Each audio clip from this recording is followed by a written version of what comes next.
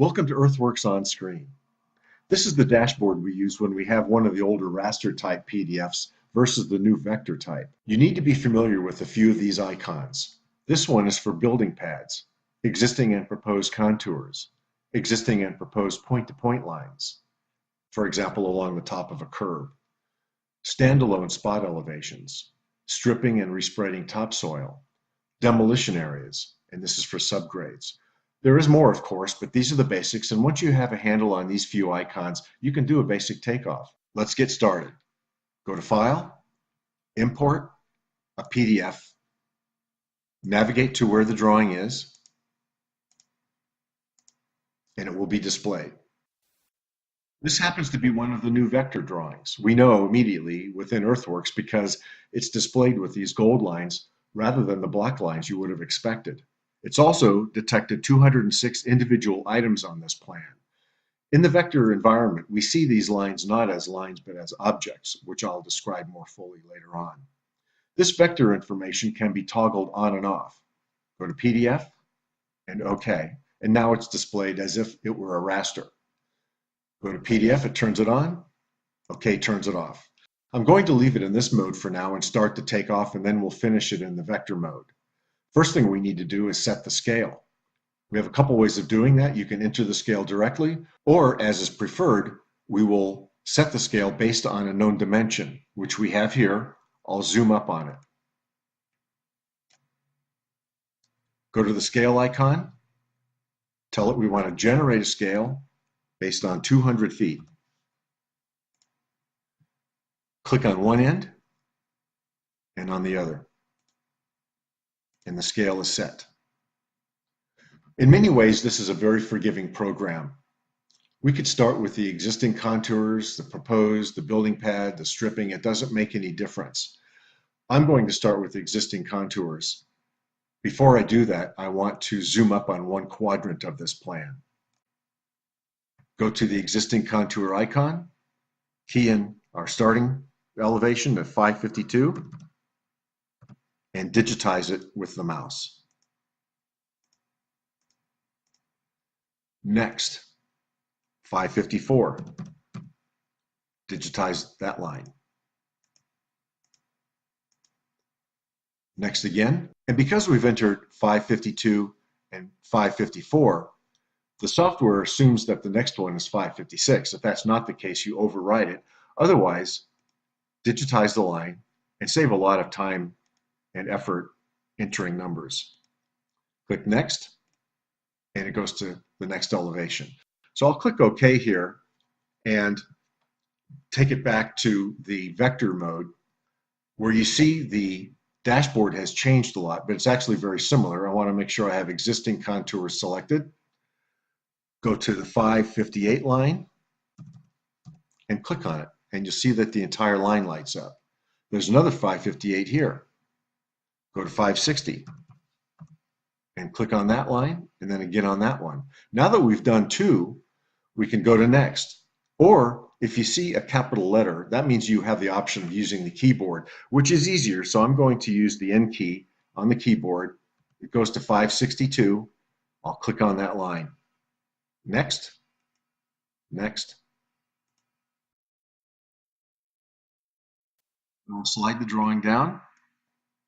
Begin again at 556 and click on that. 554. Next.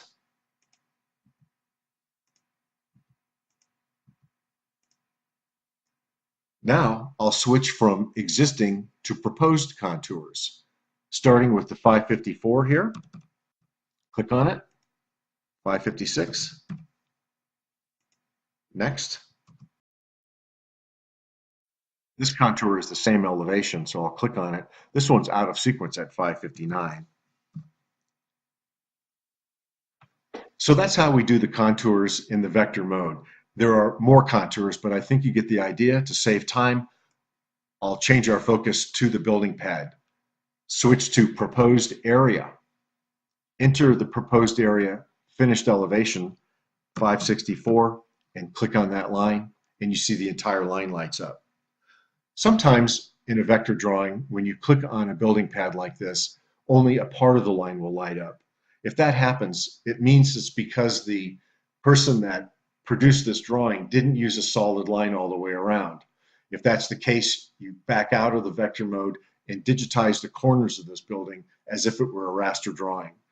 But when you see the entire building light up, you'll be happy because it saves you a lot of time. The next step is to do the subgrade for this pad.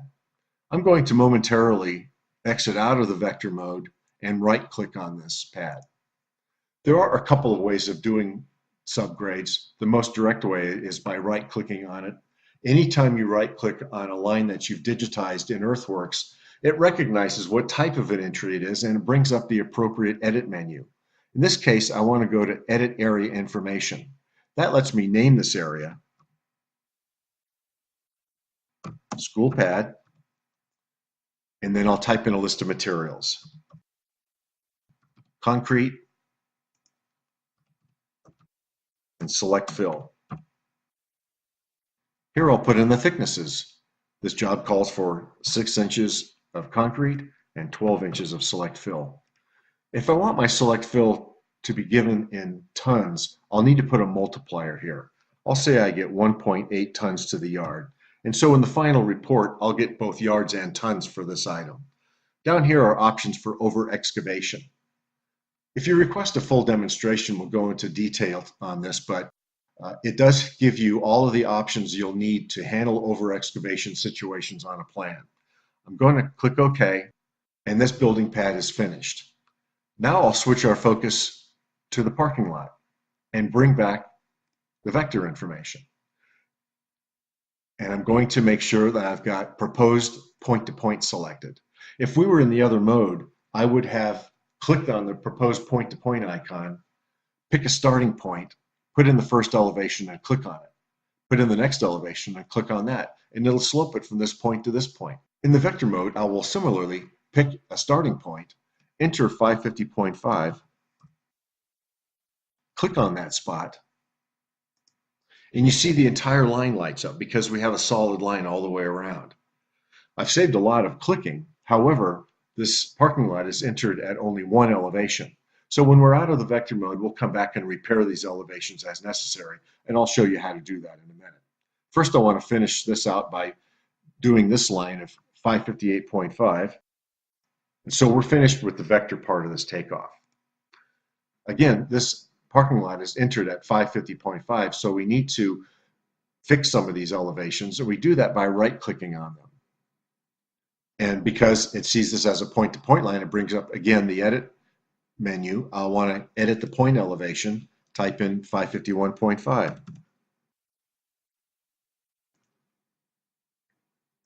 And now it's sloped from this elevation to that one.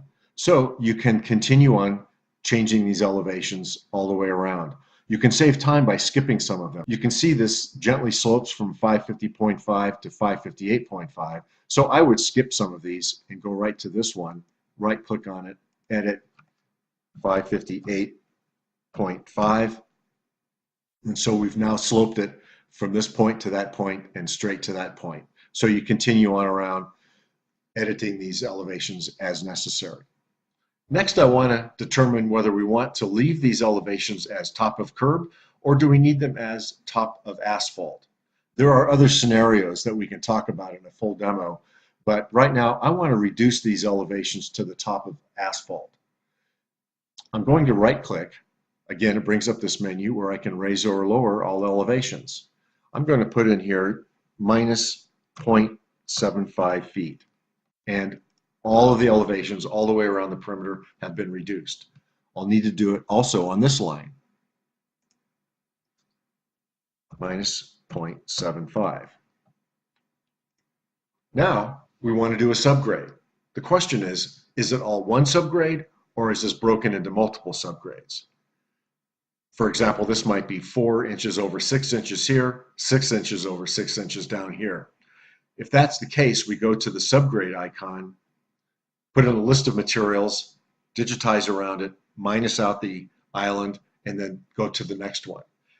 This is going to be all one subgrade, so we can save a lot of effort by right-clicking on this. Again, it sees it as a point-to-point line. But what I'm going to do is clone it as a subgrade. Cloning means I can require the software to use this line to serve double duty or possibly triple duty. In this case, I want it to be a subgrade, and I'm going to name it parking. I could type in a list of materials as I did for the building pad, or you can use an assembly. These are some sample assemblies built into the basic program, but you can build your own library of assemblies. I'll choose this one, 4 inches of asphalt over 6 inches of stone base. The information is typed in. I can make any adjustments to this that I want. Click OK. Now the software is asking if there are areas within the larger subgrade, do you want to exclude them from the subgrade? If you have several parking islands and buildings, you might want to do that because it'll make your materials list more accurate. So I'll say yes to that. And those areas are automatically deducted from the subgrade. Now I'm going to unzoom this plan, and I want to do another step. There are several steps I could do, like trenching, but I want to strip topsoil. So I'm going to go to the topsoil strip icon. I'm going to key in 5 for 5 inches, and now I'm going to digitize the area where we're stripping topsoil. This is likely your work area as well. If there's another one, you click next, otherwise, okay for done. I can also respread topsoil, and there are options within that. I'm going to skip that, and I want to calculate. But before I can calculate, I need to use the perimeter icon. Perimeter lets you tell the software where and where not to calculate. You can break this job into multiple areas. For example, if we're bidding it in phases, I can do a perimeter around phase 1, phase 2, phase 3, and it'll give you 3 separate reports. In this case, I want to do it all in one report. So I would click on this and digitize the area. But since we've already done that for the topsoil, I'm going to skip that step, and I'm going to right click on this line. It brings up the topsoil edit menu, and I want to use clone as perimeter. So cloning is a nice feature that saves you extra time. So I'm going to click OK, and it's done. Now I can calculate.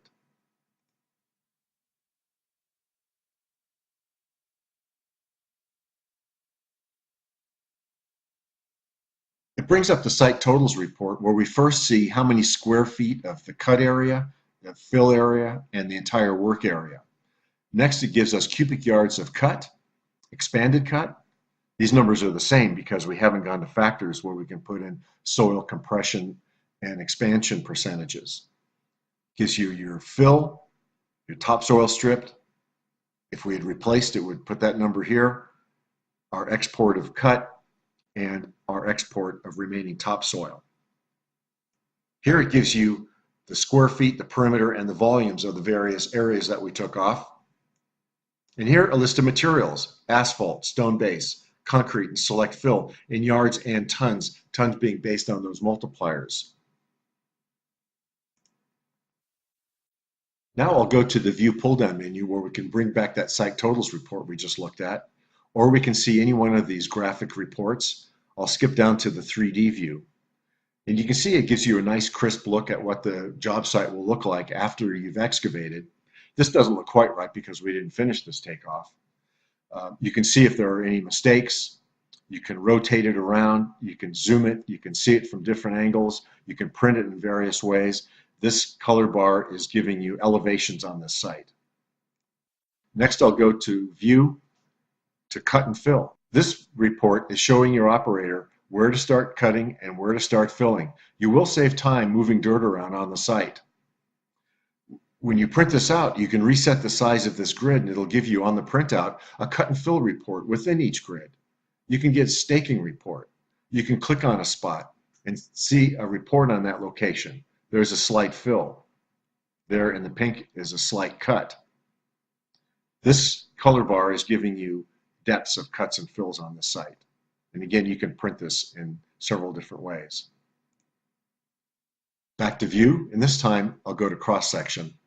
Click point A and point B, and it gives you a cross section from between those 2 points. This is the existing before and after topsoil is stripped. So the way you do that is go to View, cross section, click point A, point B. There's our slab. There's existing.